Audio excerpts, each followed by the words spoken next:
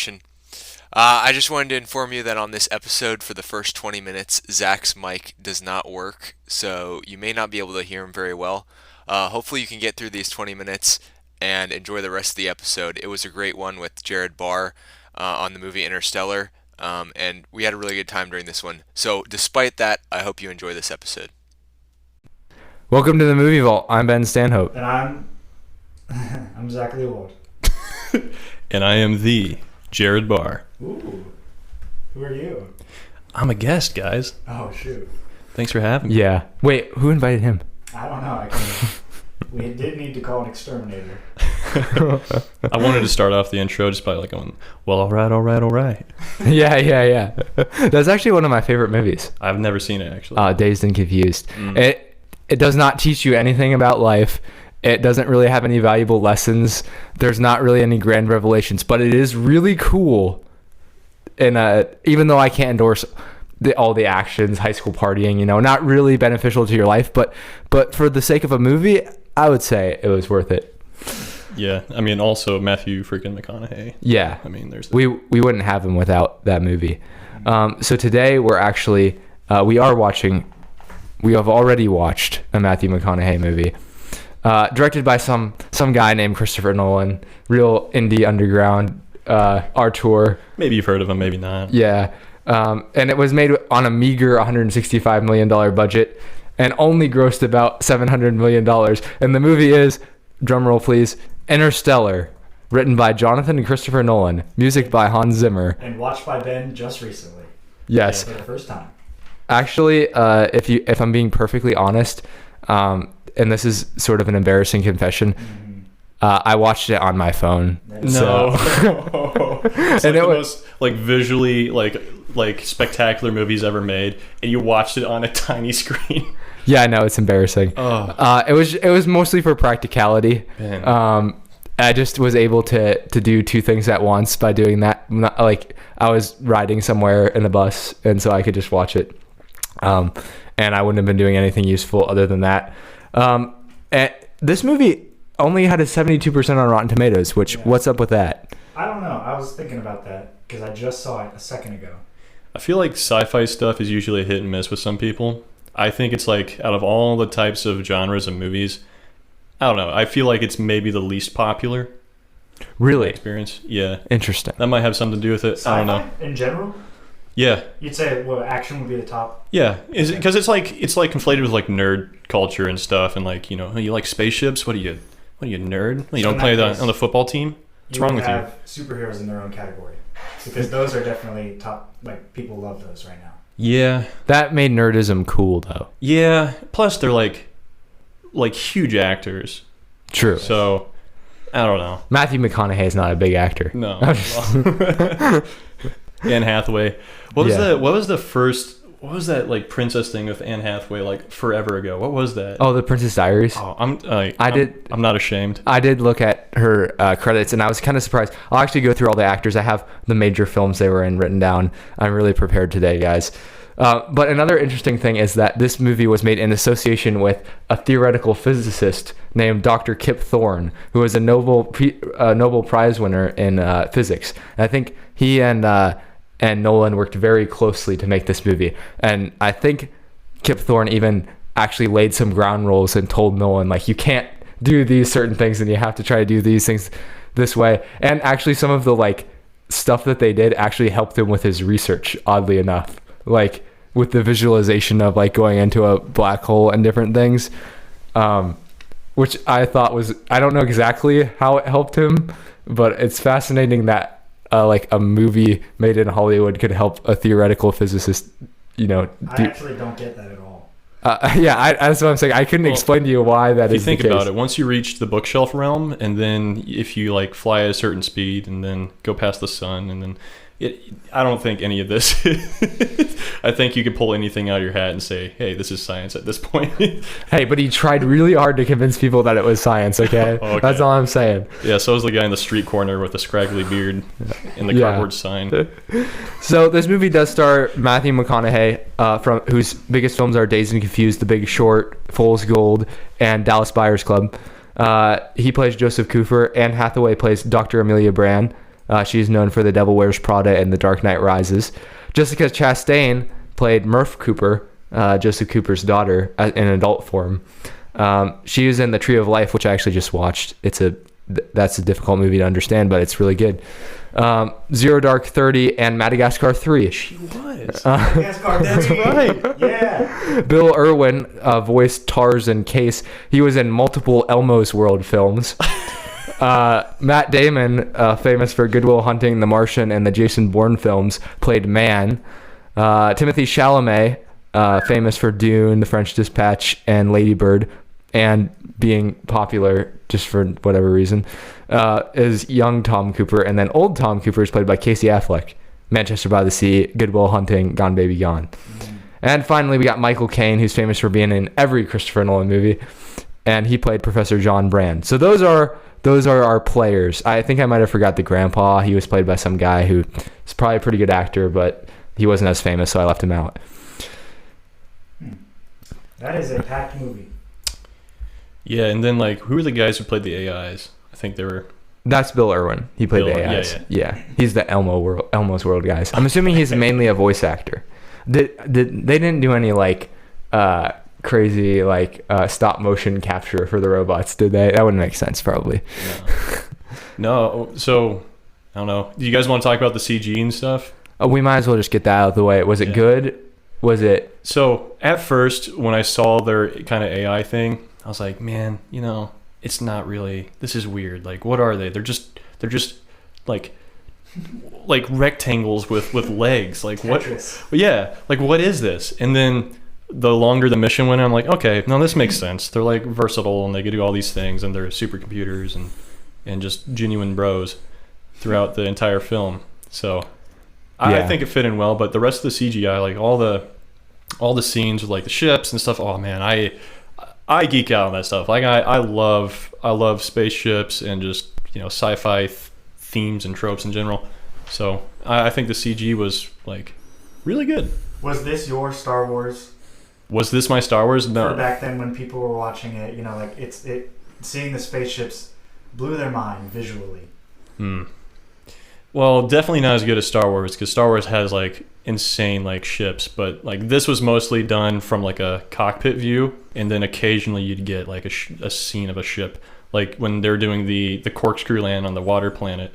Most of that was done in the cockpit, and then as soon as they land, you could see the Ranger hit the water. Yeah. But yeah, I don't know. I thought it was good. What about you guys? Well, from my phone, it seemed like it was really good. But it would have been even cooler if it was done, or if I had seen it like on a bigger screen, I think.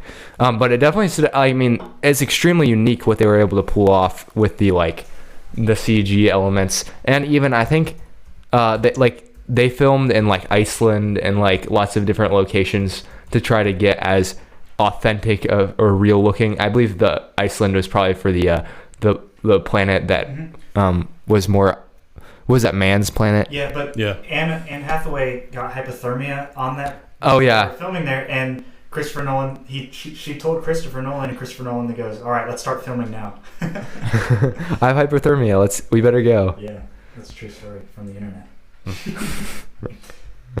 Yeah, I agree. I think so. Like you said, it is from a cockpit view, so you're seeing all these different characters go on in different places. I thought, if I am going to compare it to Star Wars, like Star Wars has a lot of different planets that they go to and like different places. They do go to Tatooine in every movie, which is okay. But I think this was cool because you got to see other planets and kind of like when you go to another planet, it's not just going to have the same. It's not going to be the same thing. You're not just going to go there. Everybody speaks English, and you can take your helmet off and breathe air. Like in every movie. So I think it was cool to see that the different planets have different, conditions and stuff like that. Maybe I wouldn't say realistic. It's more realistic. I'd say it was more entertaining to see like the effects of the different planets. The ice planet was cool, and then I did enjoy the visual shots of space and the spaceships. So I like the CG. I think it was good. Yeah. I mean, not.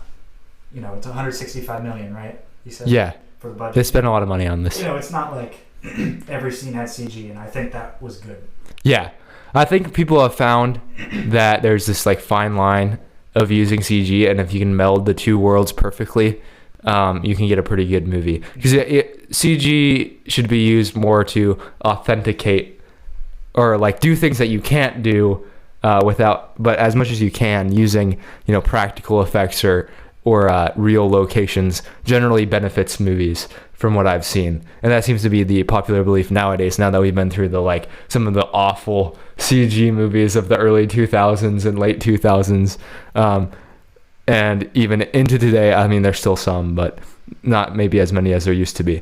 Yeah, I mean, for me, I think it made the environment believable. Like when they're on they ran into the cloud and all that. I'm like, okay, yeah, I could get it. Like they're on a dud planet and they're coming to this realization, like this is terrible. And there wasn't like any moment where it broke that immersion. I'm like, it wasn't corny, it wasn't bad looking. Even the shots where they're like, I wanted to talk about like one of my favorite scenes was Cooper, who was the scientist guy, the older dude who was like up in the who spent longer. Yeah. Who like aged 23 years on the ship. Is that Romley or Doyle? Yeah. So he like aged.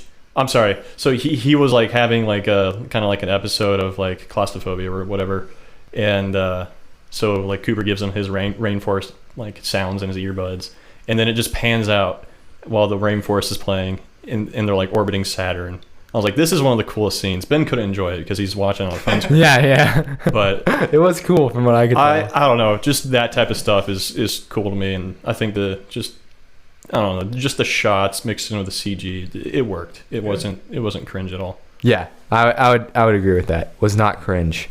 Holds up to today. It's 8 years old, which is hard to believe. Like that's like not that old, but it's old in like how CGI pans out, and it still holds up for the most part. So that's definitely a good sign. Yeah. So what I'm gonna do is we're gonna go through each part of the movie, and we're gonna just discuss based off of each paragraph. And I pulled this straight from Wikipedia. So if you want to follow along, you can just look up Wikipedia on Interstellar. And all right, here we go. In 2067. Crop blights and dust storms threaten humanity's survival. Cooper, a widowed engineer and former NASA pilot turned farmer, lives with his father-in-law Donald, teen son Tom, and 10-year-old daughter Murph. After a dust storm, patterns inexplicably appear in Murph's dust-covered floor. Murph believes a ghost created them, but Cooper deduces the patterns were made by gravity variations and represent geographic coordinates in binary code. Cooper follows the coordinates to a secret NASA facility headed by Professor John Brand, who Cooper has a past relationship with. Wow, there's a lot here. How did he figure out that it was a little bit of a jump that he was just able to kind of figure out that it was binary code? But I feel like that's what people would jump to. Yeah, I mean, especially if you're a farmer. Yeah. You're like, well, that right there is binary. I seen that. Yeah, I just like in the beginning scene, he's immediately committing a crime. Like they all hop in the pickup truck and they hijack it like an international drone. Oh yeah, that is great. I was like, what are they doing driving through this cornfield? The funniest thing for me is they're driving it on a trackpad. Like I've seen like flight simulator setups. They have like 18 controls for like one jet engine, and this dude's like, I got a trackpad. Yeah, they're literally, it's just like a one laptop, and he's just typing. But it is 2067, so technology has progressed, I suppose. 26. That's when the year takes place. Yeah, it is kind of hard to believe, but I guess we're supposed to think that some sort of disaster has occurred on Earth, and that people are now more. It's like a sort of a Dark Ages-esque thing where there's not as much emphasis on technology, and there's a lot more emphasis on agriculture because they need to just live. Yeah, and they're like demilitarized. Like there's no military. Like they're in a. I guess for me, one of the cool things about the intro is I don't think they spent a lot of time world building, and they did it in a way that makes sense and is very organic. Like they didn't like explain the scenario like you're stupid. There was no like opening in 2067 X such and so happened. Like there wasn't yellow text going down the screen with George Lucas in the background. But yeah, no, nice. I think they did it in like a really good way where they had kind of like those survival intros, like the crops, the first that went was okra, and then it all got hard, and the winters were long, and then it like cuts to like them at a ball game. And, you should be an actor. And then the storm. I should be an actor. Yeah. Talent agents everywhere. Jared Barr is your man. Who's this off-brand Ryan Gosling character? For those That is kind of true. I do see the That's Ryan really Gosling. hard. Yeah. That's I would love to be compared to Ryan Gosling. For the small percentage of you that do not know Jared, he does very much look like Ryan Gosling. And if you need a reference, go watch The Notebook. That's what Jared would look like and act like. No, I'm not as cool. You're cooler than him. Go watch Drive. That would be I'm what? an American, so I guess that puts me up a couple of points. Oh wow, going straight for the British neck there in this movie at least. But no, I appreciate it's a believable apocalypse that they're in. Like they're not in this like, oh, there's space aliens coming from Mars. We gotta shoot them with lasers. It's like, yeah, food's running out. What do we do? Yeah, what are we gonna do? And it's not like it's because it's our fault. It's like they're just dying like genetically. They're like, we can't get resources and nutrients into the soil, and like corn's dying, and like it's a very believable scenario. Like we could see this happening. I mean, people talk about it today, and they're like, 10 years from now we'll be dead, and like there's people like that. But this is like in one generation we're all going to die and suffocate and starve because Earth is just depleted. So, which brings Cooper to NASA. Actually. So what'd you guys think about kind of the intro part? Oh, I kept thinking as I was watching, I was like, when's this movie going to take the turn to space? Because I was like, I wanted this movie being like, this is a space movie, this is going to be awesome. And it like took him a while. You're like, okay, he used to be a pilot. He's obviously interested in that sort of stuff, but like, where's the turn coming? And then all of a sudden it happened. And they do a good job setting up his relationship with Murph, which ends up being a huge part of the movie, in that once he makes it to NASA, she can't forgive him for picking what she views as picking NASA over her. Yeah. He views it as giving her and the rest of their family a chance at life. But they're coming at it from two different perspectives. Even though she is herself fascinated by a lot of the things that her dad is fascinated, and Tom, the son, is more got the farming genes or whatever. He's got the low IQ. Yeah. I would pick NASA. That's just my take. Yeah. Well, we all know you would pick NASA. So there's a few things I wanted to say in that, just with the intro, is like I was eating it up. Like I was never at the point where I'm like, I just wanted to see the spaceships. I wanted to go. Like I was loving just kind of the building of the relationship between Cooper and Merv. Because it's like, I don't know, for me it's a soft spot. Like I love father-daughter like plots. They're done a lot in Hollywood, but only some I think like really nail it and make it in like a realistic way, in like an honoring way that makes like the dad, like an actual dad, someone who's self-sacrificing and, willing to give his life to save like his daughter and like his son and the future generations. It's what, the archetype of a good father is what a good father would be. Usually in Hollywood, like the dad is the idiot and he's self-centered. And, he's like Jerry from Rick and Morty. Or Darth Vader. or sometimes he's Darth Vader and just genocidal maniac. Yeah. Yeah, that's true. But yeah, I think this one was cool because it reminds me a little bit of like my dad, because I grew up with like country roots. Yeah. I was about to say Darth Vader. And like my dad is like kind of, he resembles Cooper in a way, but more yeehaw and less like I'm a scientist. My dad wears a cowboy hat, so I don't know. I just thought there was a lot of like things in there that were really appealing to me as a person. And then I don't know. So when they brought in kind of the dynamic between like, okay, you have your up and coming daughter, she's bright and she's taking after your footsteps, and then he has to kind of lie to her about his mission with NASA, because he didn't want to like tell her that she's in danger and will die. So she wanted to leave that kind of he wanted to leave that a mystery to her, to protect her kind of in a way. Oh yeah. While he goes and fulfills his mission. Would you do that? That's hard because I don't know. For me, I think like Merv was very like intelligent, and I think she could probably comprehend that weight. For someone who's not really at that maturity level, I don't think I would. But maybe he could have just at least said, "Hey, maybe he could have like injected it softly, like, hey, you kiddos are in some trouble. I'm gonna go fix that. Love you, bye." Instead of saying, there's a point like, I gotta this. go and disappear Yeah. in the night. But no, I wanted to talk about, like, did you guys find that intro a little awkward when, like, everything for me was perfect until he got up to the, hey, we tased you. Do you want to fly for us? Yeah, that was a strange transition where he's like, I want my daughter back. And then they were like pretending to be all like, uptight and like not telling them who they were. And then all of a sudden they're like, actually, we're NASA. And this is somebody you know. This is a couple of people that you know, Professor Brand and his daughter. And now we actually want you. This was all, this wasn't planned, but we really prefer that you be the pilot. They had this refined plan for him. They're like, this is the ship you're going to drive. And when I heard that, I'm like, what? Like he just got there by mistake, and you're like, here's your ship. I actually think he might have been lying about that. Like I thought maybe at the end when he reveals to Murph, he's like, oh, I was lying about that the whole time.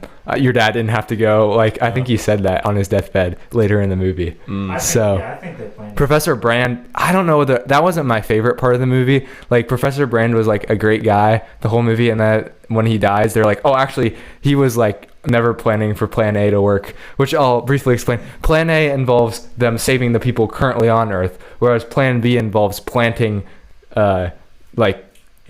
embryos onto another planet that they could survive on, and then everyone on the current planet dying. So one's like saving the species through saving who's currently alive, and then one's like more of a reproductive method, and everyone's still gonna die. It doesn't really necessarily change anything other than the species gets to live on past, which doesn't really change anything for anybody on the planet. So you can see why that wouldn't really be a very popular plan to, and why it was like a plan B, like last like chance method, even though it was really Professor Brand's plan A, I think is what they were trying to say.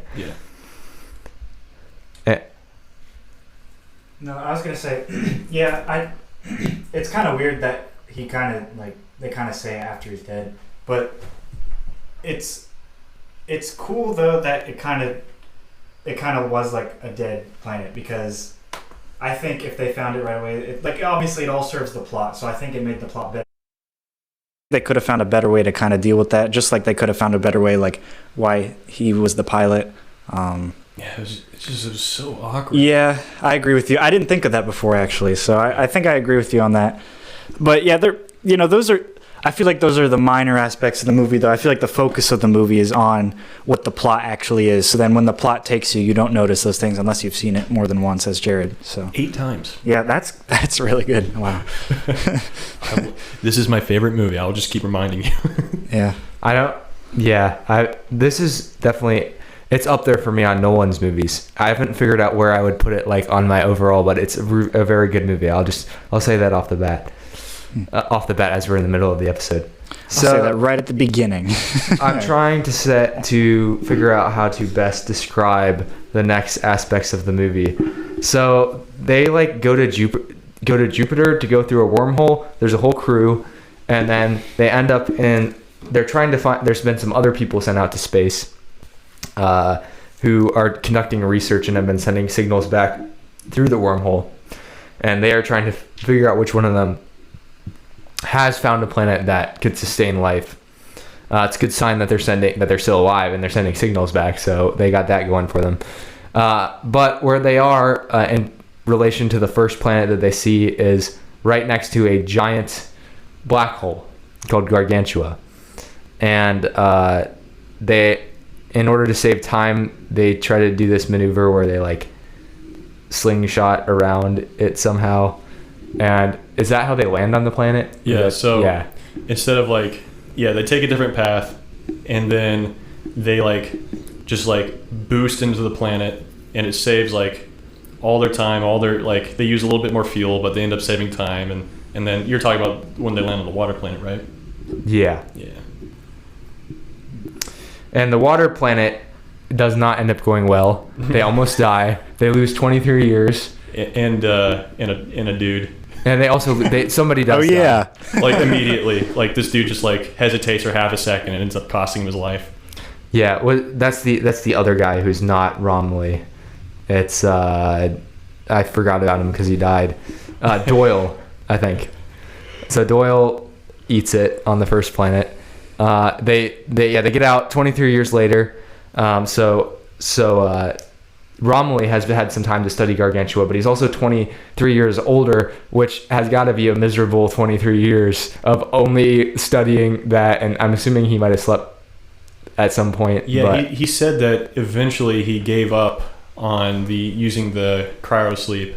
So he came out of his hibernation. I think he was just going to live out his life and die. Because he just lost hope that they're coming back. Right. And so this doesn't really put them in the best situation. And now they have to pick between two planets. One planet, both planets are promising, but considering what happened on the last planet, they're not sure. One of the planets is Dr. What's-her-face? Brand's love interest is on that planet. So she wants to go there, not for, it seems like the most promising one to her. And the other people, Romilly and Cooper, kind of elect for the other planet that Dr. Mann's on because they believe the research is more promising. So they end up going there, and here's where we have an interesting section where we get to see the fight for survival from Mann. And it's more, I kind of like this part because they're putting Brand through the I don't know, the arithmetic here and having her think out her kind of position and her kind of draw to that planet, and eventually she reveals that yes, there's a love interest and that's why I want to go there, and then Cooper goes there anyway. Just kind of, I don't know, I really like Brand and Cooper's kind of relationship in this because I think like Cooper really respects Brand. You see like subtle hints of that everywhere in this movie throughout certain scenes. So he kind of like, he goes, all right. And then they go to Dr. Mann's planet. And that's when they messed up. All heck breaks loose. Because he was lying the whole time. And he actually tries to kill Cooper. And he does this. He goes on this whole monologue. I love when people go on monologues in movies. It's like he has this whole philosophical argument. He was waiting for this day. Just let him have his monologue. Come on. He had a lot of time. He had a lot of time to rehearse the monologue. Usually the villains are like waiting so long and planning they want it to happen. So let them have their monologues. I say. Well, I thought this one was interesting because I don't think he's necessarily like your traditional villain. Like he's not a bad guy. He's just desperate, and he's like trying to get back to home. He wants to go home. He put out a distress signal saying, hey, this planet's amazing. And like he's talking to them. He's like doing the tour, like over there, there's chlorine in the air everywhere. Don't take off your helmet. But hey, for a couple of minutes, you're good. Like, don't worry about the chlorine. And he's just describing this, and all of them are like, okay, yeah. And like there's a shot where Brand is just smiling cheek to cheek. And like she's buying it, and like eventually they find out, oh yeah, this guy's been lying and lying and lying. This planet's a dud. Like it's so cold, their clouds are frozen, and he's trying to sell it to us that this is going to be our new home. And then he like booby traps his AI, kills a dude because of that, and then steals one of the rangers steals the ranger they came in on to get back to the, what do they call the hub thing? Yeah. And so it's a race back to the main hub of the spaceship. I'd still call him a villain. He was endangering so many, like he was ruining the whole plan of humanity. He killed people. He killed Romilly. Yeah. So I think he was terrible. I would do it. He's but very I feel selfish. like he's terrible. Not saying that it would be not hard to be or it would be hard. But he knew that they wouldn't come if he didn't send promising data. They just leave him there, which is sort of like, that's kind of a bad thing too, that they would do that. Mm-hmm. So there's not necessarily like clear good guys or bad guys in this scenario. Yeah. Although Cooper, I think they portray them as being sort of like innocent in relation to knowing some of that information ahead of time. Yeah. Well, it makes it hard because it's like, okay, what if you get marooned on a desert planet that there's no hope of escaping on? Would you try to send a signal to get people to come? Because if he said like, if he put out distress signal and it's like, hey, don't come here, this is bad, no one's going to land there, and then he'll die alone. But if he puts a like, hey, it's green, come on in, and that's his plan ended up working. But what I didn't understand is, why did he have to kill his friends? Was it like because they all could have like, he could have just took one of the guys. I mean, they already lost a guy. Like he could just take his seat. Like what's the big deal? Like they already probably have supplies for them. Like Why did he have to kill people? Yeah. So, did you guys understand that? Maybe it went over my head. I didn't know his motive for that. That's I was wondering that. I mean, I didn't really wonder as much as you. You think? he Oh, like like, why do you have to kill? Yeah, he'd have been like, "Can I come with you and go to Edmund's planet to see what it's like?" They would be so mad though. I think for him, it's like a reaction thing. They would be mad at him for like lying, I guess. Yeah. But what So did he he doesn't- expect? He had to have thought this through. Yeah. He should have been like, oh, 30 minutes ago it just became uninhabitable. So can I take his place? You know. Well, you're right. It was kind of premeditated because he set up a trap already, and then he just went to Carl's sleep and waited for his bait to come in, for people to take the bait. Yeah. I don't know, man. Yeah, maybe, thinking it out now, maybe he is a villain. Maybe he's scum. I mean, I think him knowing about the plan though, because he knew about everything, right? Yeah. I mean, so him knowing about this plan that they don't have a lot of time. They got to get the mission done, and him, willing to interject on that plan for the fate of humanity so that he doesn't die. I think that's villainous, or at least selfish. Yeah, at the very least. Yeah. Yeah. Which is obvious. It's yeah. Of course, he's shellfish. Shellfish. I think the thing that would have made him feel better though is if he had insurance of some kind. Wouldn't you Really? think? Yeah. Like he needed some insurance on his buildings, some life insurance for his family to know they'd be in good hands when he inevitably died, stranded on a lonely planet. Aw. And I don't know. He could have sent a distress signal to Hedman Anglin Agency. That's true. They have interstellar interceptors. Yeah. And so even if you're deep out in space, we encourage you to call 614-486-7300. That's 614-486-7300. And they can help you with actually, they don't necessarily offer life insurance, but they do offer home and business and auto insurance, which are all very helpful things, and things that you want to keep protected. I mean, maybe in the future they'll offer spaceship insurance when people have more spaceships, like when more people have spaceships, and it's not just like NASA owning them. I'm sure they have some sort of Elon's insurance. Tesla spaceship. They have like the tax money insurance for their for their endeavors. There'll be Twitter cars because Elon owns part of Twitter now. There's gonna be a lot of stuff in the future, so you need to get ahead of the times on insurance. So contact Hedman Anglin Agency. Yes. And get claim your cardboard cutout Of Zach and Ben. Yeah. Fully clothed, fully clean, everything good. Yeah. If you were hoping for more than that, We could arrange that. for the right amount of money. Just a little bit more You money. need to buy a full insurance plan for that. Joking. I Of shouldn't have course, said of that. course. I'm not. All right. So back to the movie. So that docking scene, Oh yeah. where Fantastic. my favorite line, and probably the whole, I still quote this with my friends, is like, they're like, he's describing his plan to the AI, and he's like, Cooper, that's impossible. He goes, no, it's necessary. Yeah. Yeah. Dude. And then he like Doesn't he dock it while it's moving? Yeah, It's incredible. So they just like they match the speed and rotation, and they come in and they dock. And like watching that, my heart rate was just going up. I'm like, Yeah. come on. That's one of the most intense scenes in the movie. Because the last guy who tried to dock ended up like exploding. So there's that. Right, because he improperly docked, and then it like self-destructed. Jettisoned him out the airlock. Yeah, and they warned him. He didn't want to listen. They were warning him. Imagine being a doctor and that's stupid. That's true. Well, is man a doctor, or is he just a brave spaceman? Dr. Man. Oh, he is Dr. Man? Okay, never mind. PhD doctor, though. Wikipedia didn't give Not him that that's thing. less. I'm just saying that's what it is. Yeah. Well, okay, yeah. He's no medical doctor, but... That's true, yes. He's got a doctorate in like acting Yeah. or something. Matt Damon, yeah. Yeah, he does. He's been in other space movies. The Martian. Oh, excellent. Maybe another space movie. I haven't seen The Martian. Does you recommend it? Okay. He gave it a whatever this we gotta signal talk. is. We're gonna have a discussion about space movies Yes. later. Star Wars. Although I was thinking, like, what other space movies have I watched besides this? Spaceballs. Spaceballs. Star Trek. Have you seen any of those? No, I haven't. I And I haven't seen like You haven't? Moon. No. I know. Or I guess like- none of us have. That's so funny. Star Trek's for nerds. This movie is not. You heard it here for me. Well, first. there goes our one viewer who's like a Trekkie. Dang it! I love Star Trek so much, and they're hating on my favorite thing. I just haven't seen reported Star us. Trek, but I don't know. I feel like I'd still like Star Wars more. I don't know. Maybe I should watch it and see.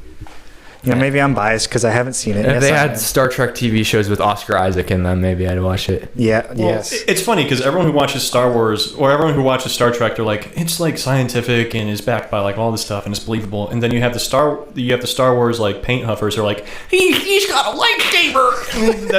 That's your two crowds.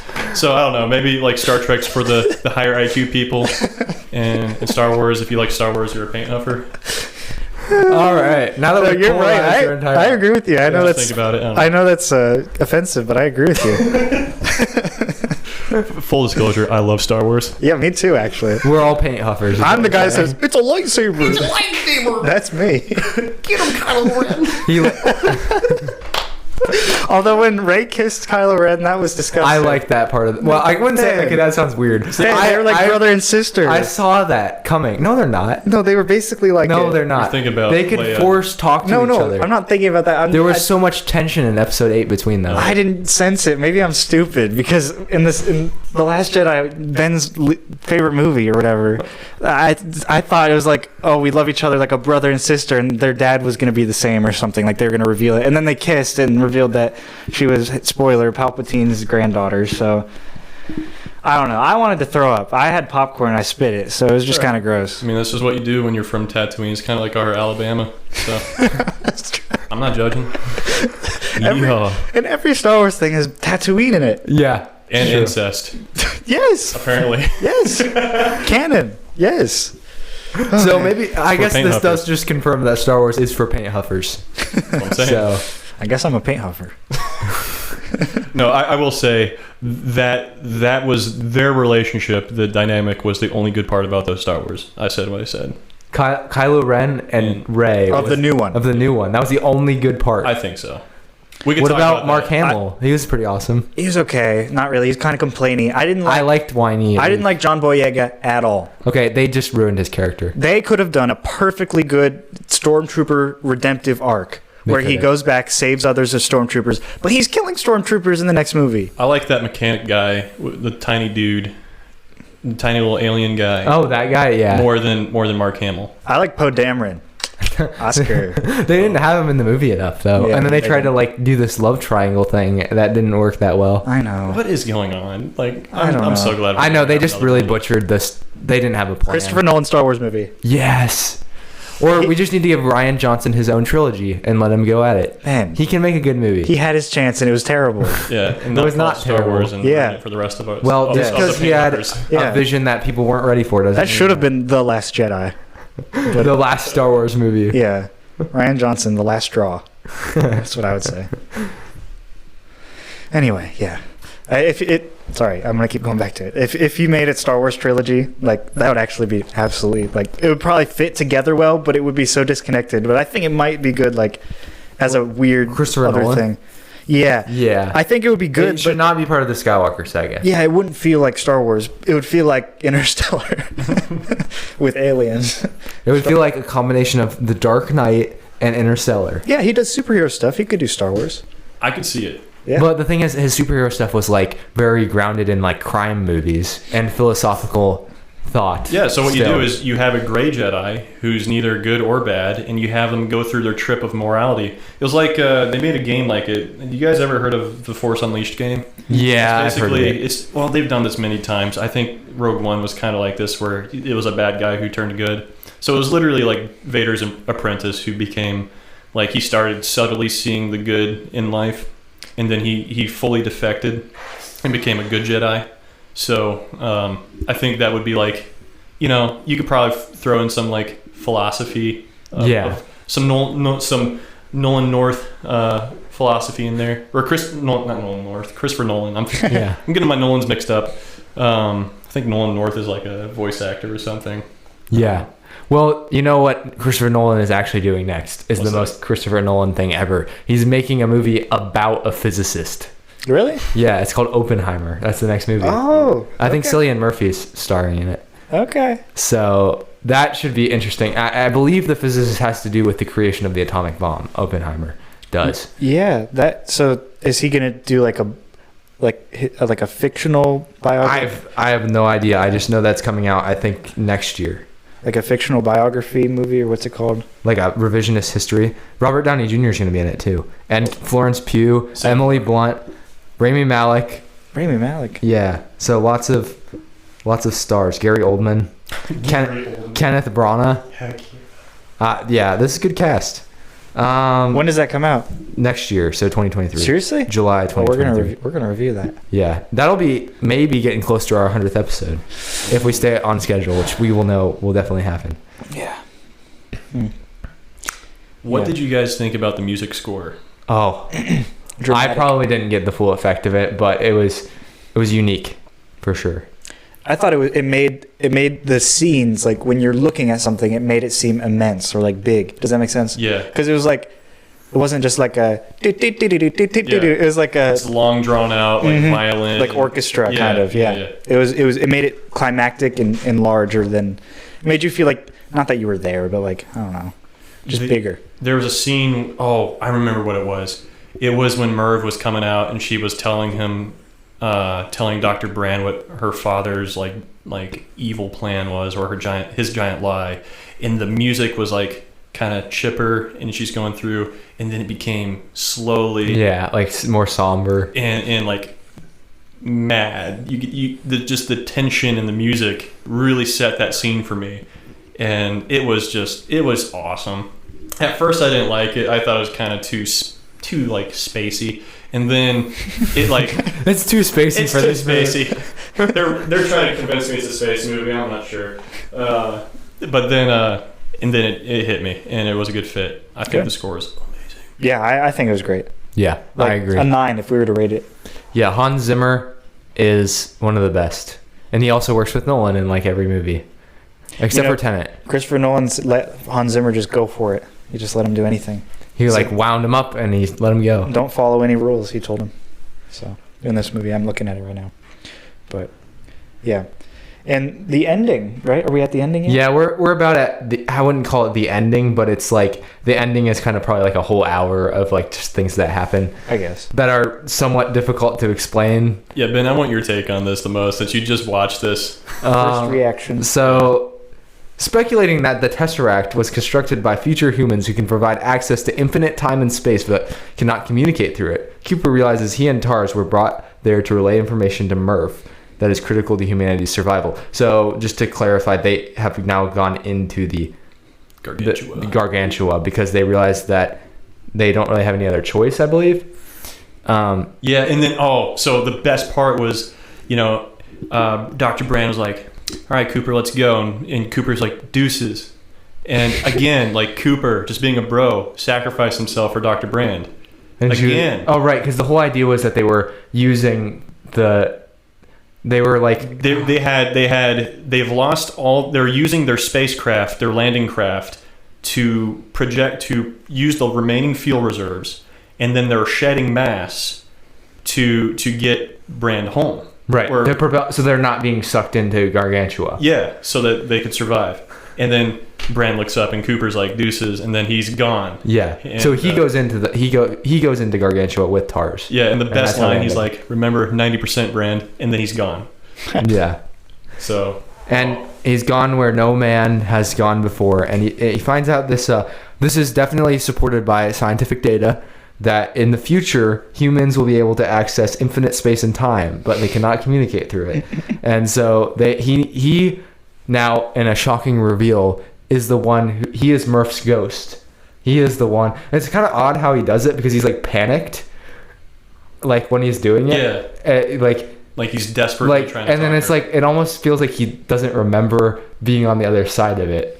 Like oddly, like you'd think that he would like collect himself and then be like, okay, what should I do? Oh, remember what happened? I'm gonna be the one who does that. But instead, it's like he almost like comes up with it on the fly, and it just happens to be like the same thing. And then it seems like he sort of regrets some of the things that he said or how he left it with his daughter, or it's just sad for him to see it.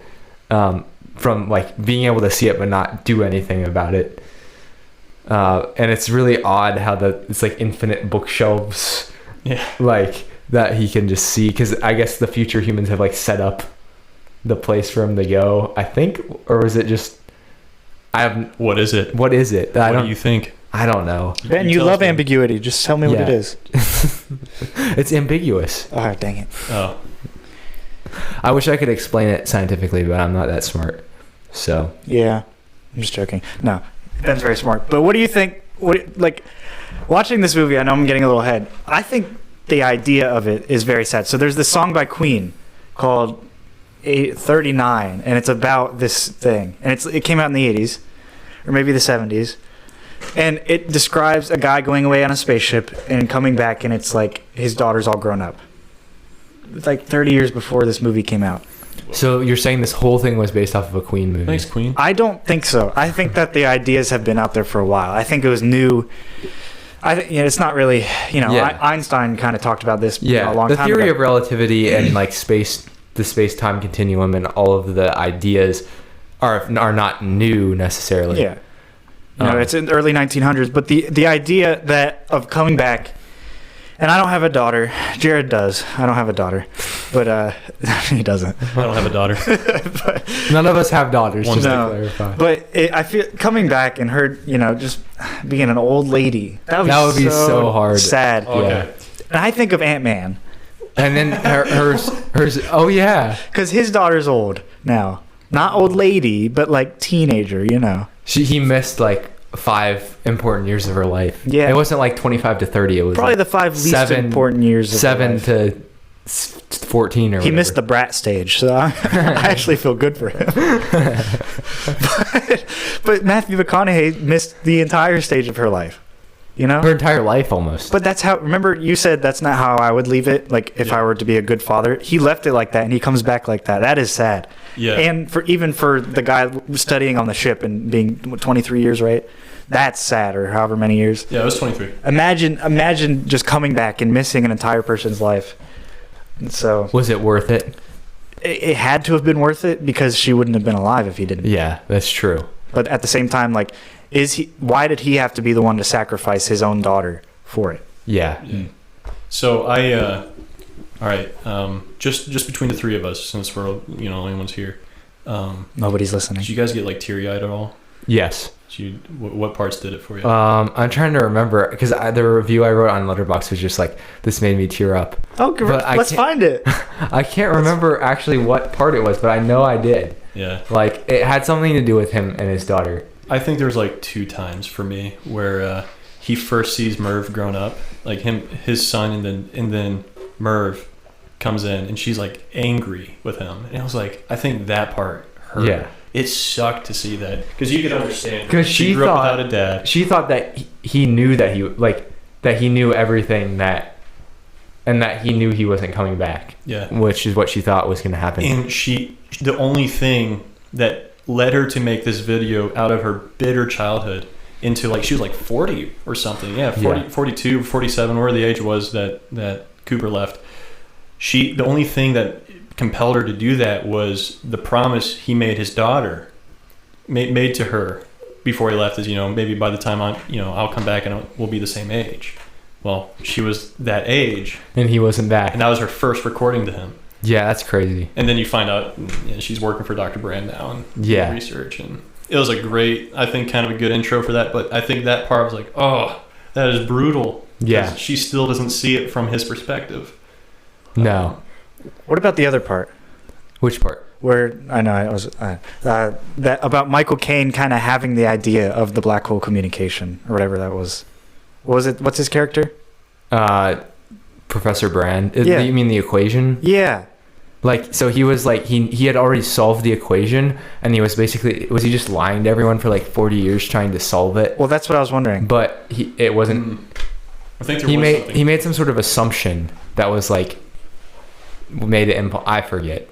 I don't know. He's smart though. And then she actually solved it. Is that what we're supposed to believe?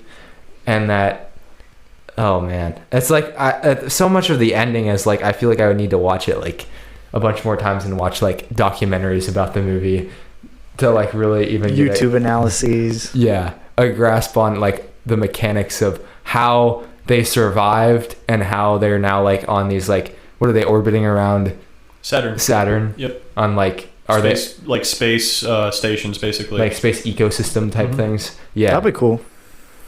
I remember the second time. the second time is when Cooper comes back and actually meets Merv again. I think that's when I teared up. She's like 90 something or Yeah. 100, somewhere around Yeah, there. that's the part that And was sad. her massive family just kind of quietly leaves, and it's just the two of them. I thought it would be so weird to meet your like grandpa and he'd be like your age or younger. Like that would just be bizarre. Like it's Like it Back sets to up the such Future. a strange. Like that's Futurama right there. Oh yeah, yes, Fry. Yeah. Yeah, Fry and Farnsworth. Mm-hmm. But and for the homeschoolers out there, that's an adult show. You shouldn't watch that. Oh, we have also referenced Rick and Morty. You should not watch that either. Yeah. What else have we referenced? Don't watch White Chicks Don't watch No Country for Old Men. or Dazed and Confused.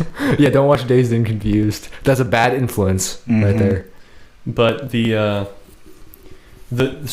scene they tie it, like the final string all together right there in that scene on the hospital bed where she's like, you know, Cooper's how'd you know I was your ghost, and or it was something like that, or no, he says that I was your ghost, and how did you know like I was coming back, and she said because my dad promised me.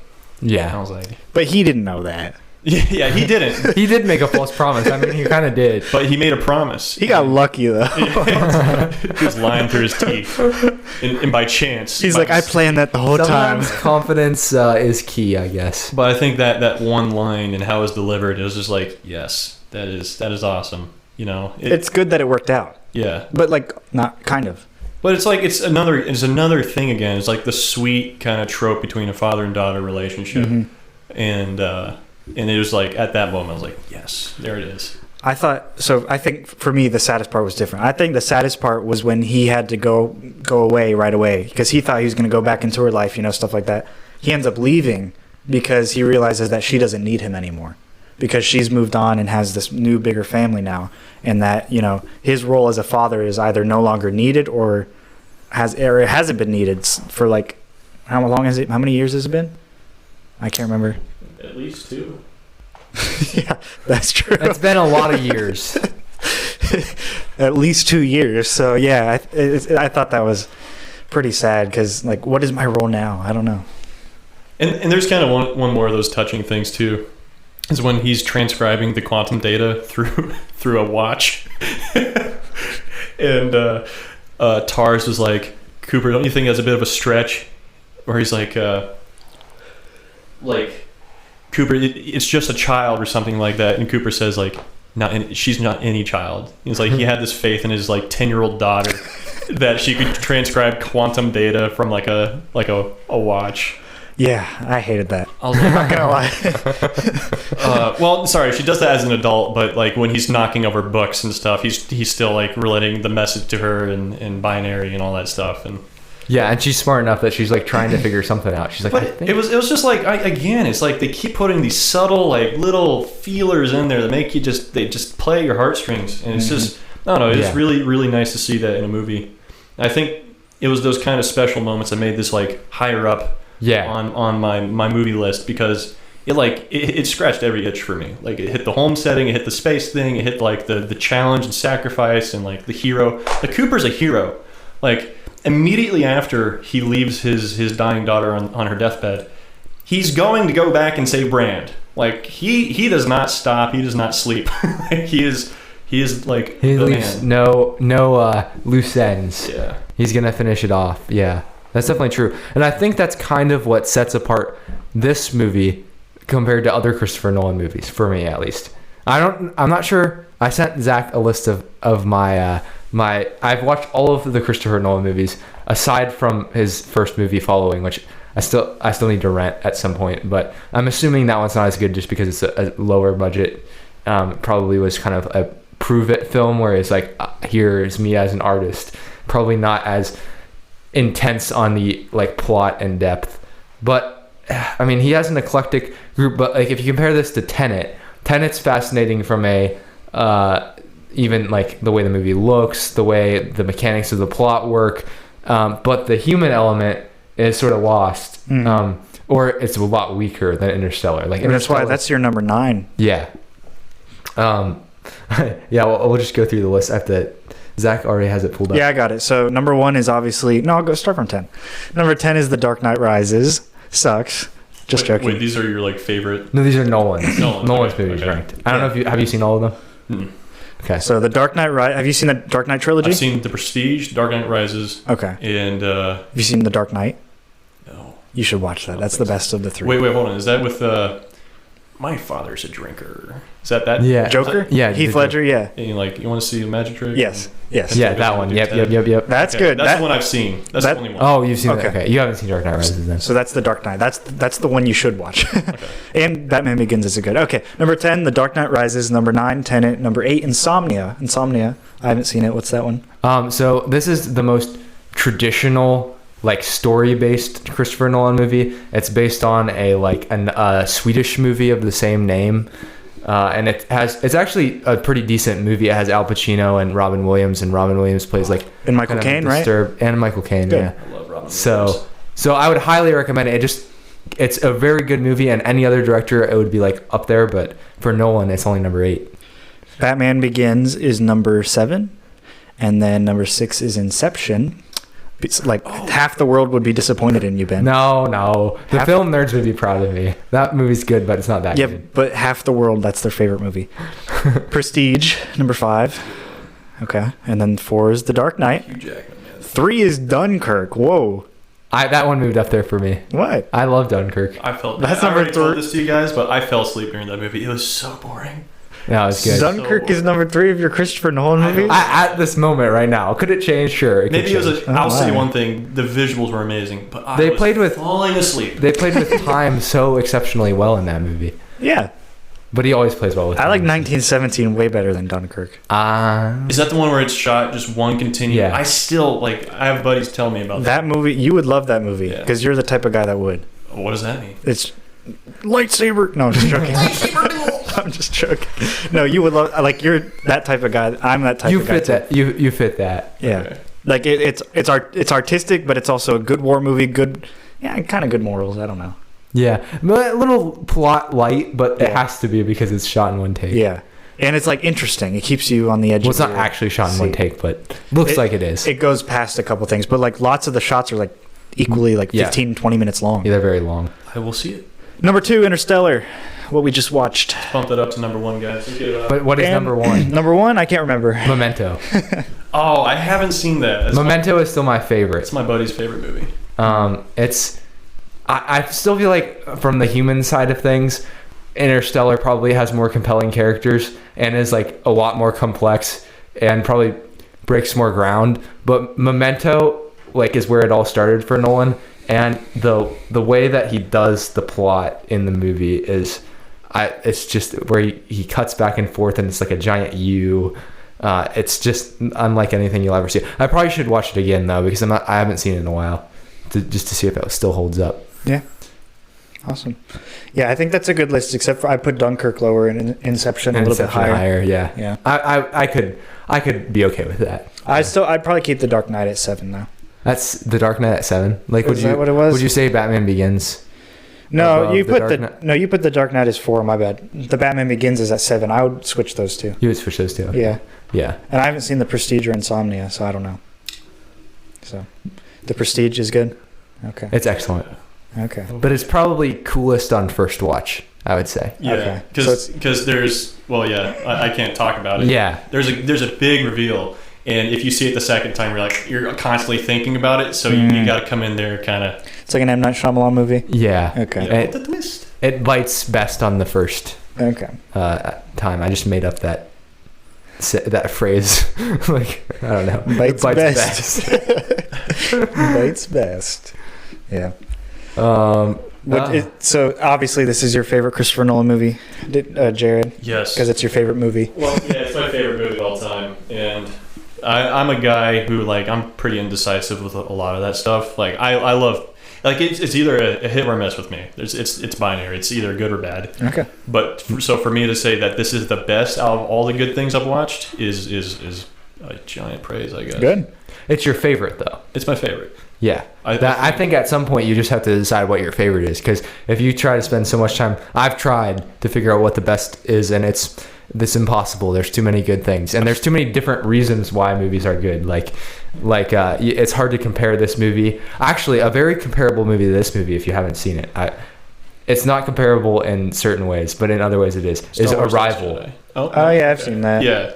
Oh, yeah, I've seen it. It's one of those things where I'm just like, at the end, I'm like, this makes zero sense. I like Arrival better than Interstellar. Then this? Yeah. No, Ben. Ben, move that in Dunkirk. Come on. Well, thanks Just for joining because us I for- think Arrival just was more, it put me in more awe. I'm than closing the vault and Interstellar. going home. Okay, sorry that I have to say something controversial at the near the end of the episode. But, well, that could change though. My opinion could change Yeah, over you time. watch it on the It big will. screen, and then you'll be like, oh, I was wrong. Yeah, I guess I just need to watch it. The whole lesson from this movie is don't watch it on your phone.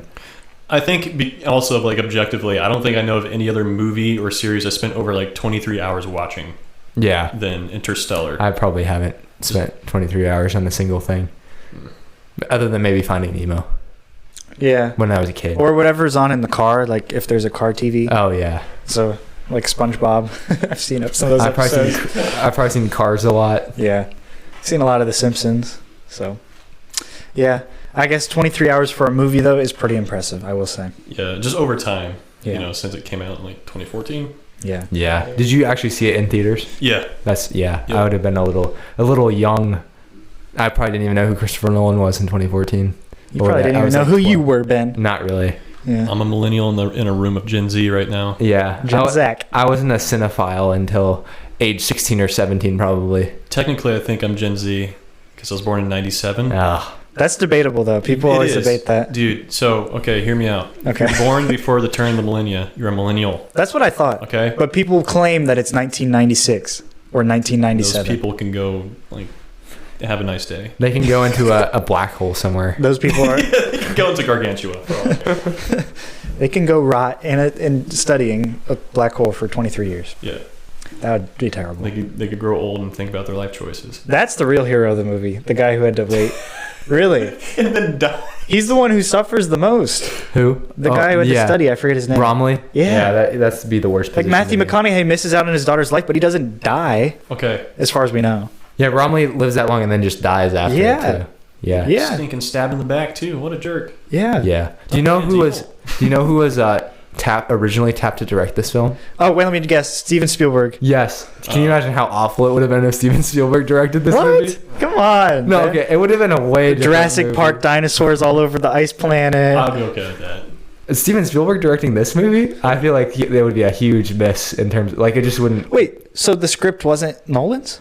Well, it was Jonathan Nolan's originally. And he wanted to get He was gonna have Spielberg do it, and then I don't know. Honestly, it might have been. I don't know. I'm assuming maybe there's an original script somewhere that was written by somebody else, and then Jonathan Nolan picked it up, and then Jonathan Nolan was like, "Hey, why don't we have my brother Chris over here? Why don't we have him direct it?" It's like, oh no, duh! Like he just got finished doing Inception, and The Dark Knight Rises, and The Dark Knight. Like, of course they're gonna have him do it.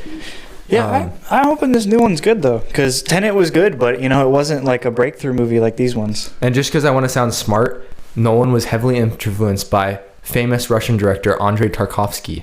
Oh, yeah. The movies Solaris and Mirror, which I haven't seen. But I have seen one Tarkovsky movie called Ivan's Childhood. It's about World War II from Russia's perspective. He was very anti-USSR, so don't worry.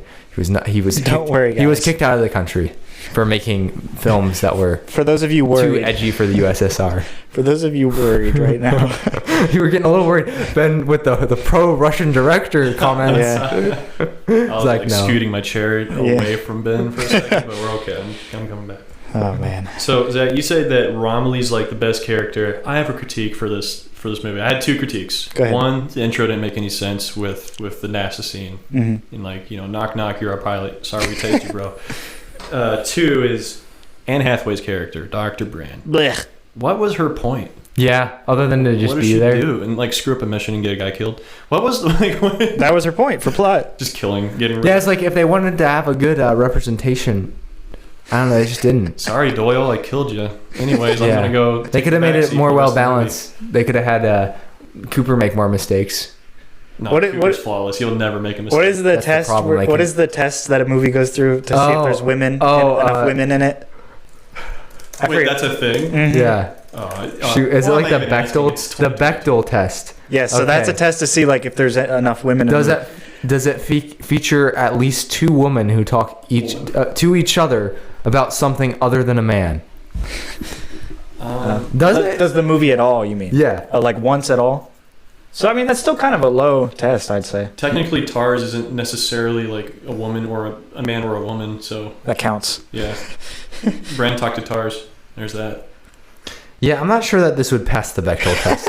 I'm gonna be honest. That's funny. I This- mean, I don't care about the Bechdel This test. may not be women friendly. Yeah. Was she like not like a botanist, but was she like the? I think she's the person responsible for like the surrogate children or whatever. Yeah, probably. But She wanted Plan B to work. She maybe- was all okay. on. I guess she did succeed in her plan because she landed on Edmund's planet and it ended up becoming, it was life sustaining and she fulfilled her mission there. But yeah, I just couldn't find. Like, don't get me wrong. As an actress, she's great. She played a great role. I think the character just could have been better. Like the writing. Yeah, definitely. Like they're. Actually, this is a critique of Christopher Nolan in general.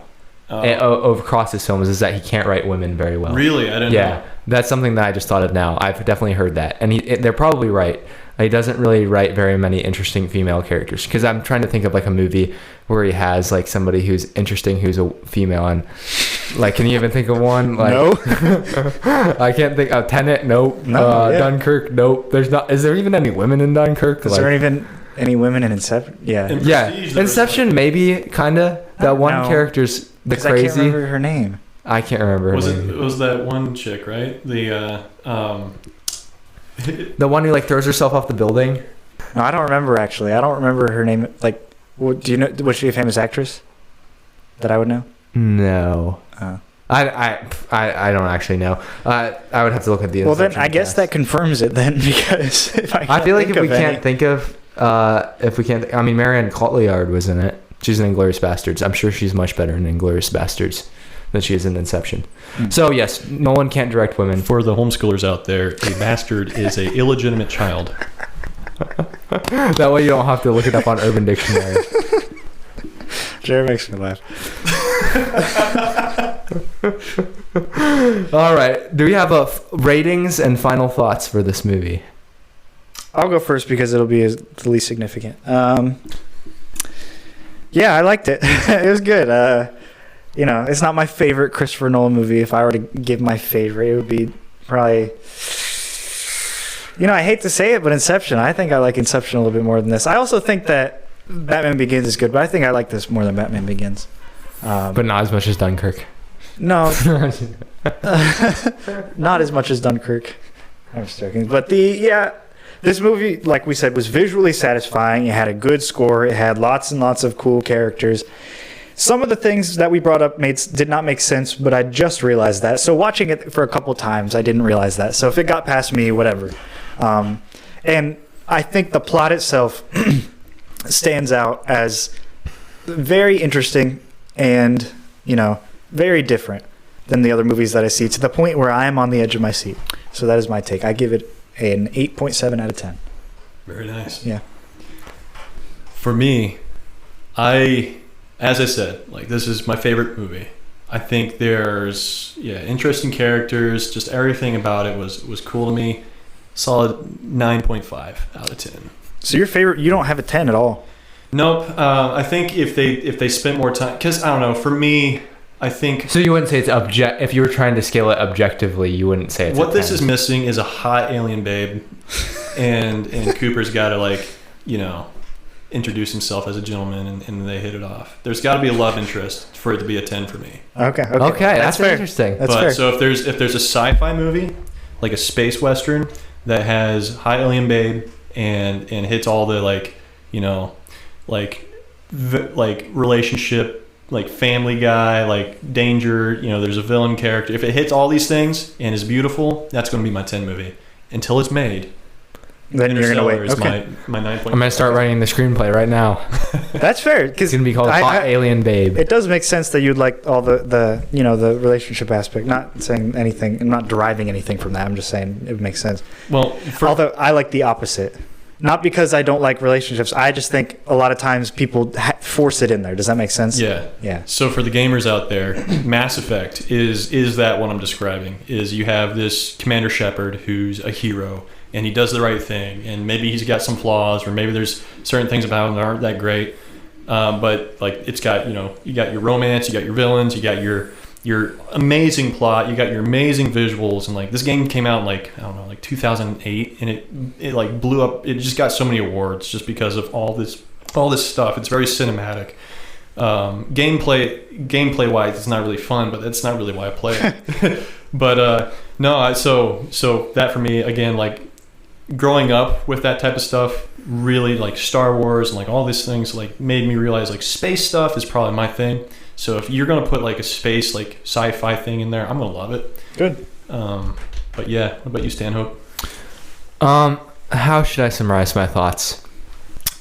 It's a film unlike any other, except for other Christopher Nolan movies. Can draw a lot of comparisons within his other movies, but like in terms of like I was expecting it to awe me and to shock me with how it did the plot and things, and it did. It was and that was the thing. When I have high expectations of a movie and it lives up to my expectations, I'm very satisfied. I think I gave this a 9 out of 10 on Letterboxd. So it probably could be a 9.7, but yeah, not 9.5 to. And you're 9. trying to be more harsh these days, right? Yeah, I'm trying. Well, it's just as I watch more movies, like the movies I used to think were good get worse because I watch better movies. But that's just how. That's why the B movie had 3 stars. Yeah, that one The goes. B movie. Hey, I know the entire like script just because of the meme. Every time they say B, it gets 10 times faster. It's like a 2-minute YouTube clip. It's like. Jerry Seinfeld's. Every time there's a B pun, there's so many B puns. Oh my goodness! Every time someone blinks, that was one. Zach wasn't even there for that episode. No, but I love the memes. That was episode 4 or 5, I believe. Where was I?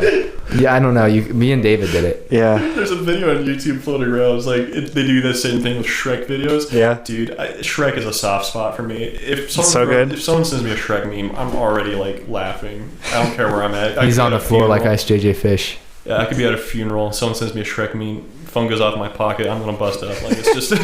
I'm sorry, Grandma. I'm sorry, Grandma. Oh no. Shrek memes first, Grandma second. It was like every time Shrek is on the scene, it gets faster. What are you doing in my swamp? Yeah. There was one where it was like a 10-hour clip of him just farting in the mud, and it was the stupidest thing I ever saw. Someone sent it to me. I was like, "Don't you know my personality? Like I liked it. Like it was against."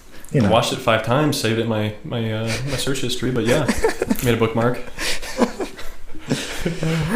All right. Have you seen Shrek, Ben? Yes, I have. That's Okay, good. Have you seen all 4? No. Oh, they're doing a reboot. There's 4 Shreks. Yeah, Shrek Forever After. What? Jared. I'm being dead serious. Yeah, so there's Shrek 3 where the king dies, right? Yeah. Then there's Shrek Forever After with Rumpelstiltskin. No. Jared. I've never seen that. Jared. Well, I This is have to go, Mandela guys. effect. I have to go right now. No, you actually have to watch it. I think it's good. It's weird. It's like it's more dramatic Shrek, where Shrek has, like, it's more like... It's been dramatic since the first one. No, but it's like more The dramatic. first one was basically just a parody of Disney movies, though. They were trying to riff on The fairy tales. Yeah, it was a very cynical kids movie. Now, in the fourth Shrek, it gets into the details of Fiona and his marriage, and they're testing their marriage and stuff like that. It's good. I think it's good. Well, I know what I'm doing when I get home. No, Go watch, and if you've learned anything from this episode, go watch Shrek Forever After. Shrek 2 is good. Guys, let me tell you right now, this is my first time on the Movie Vault. Listeners, listen up.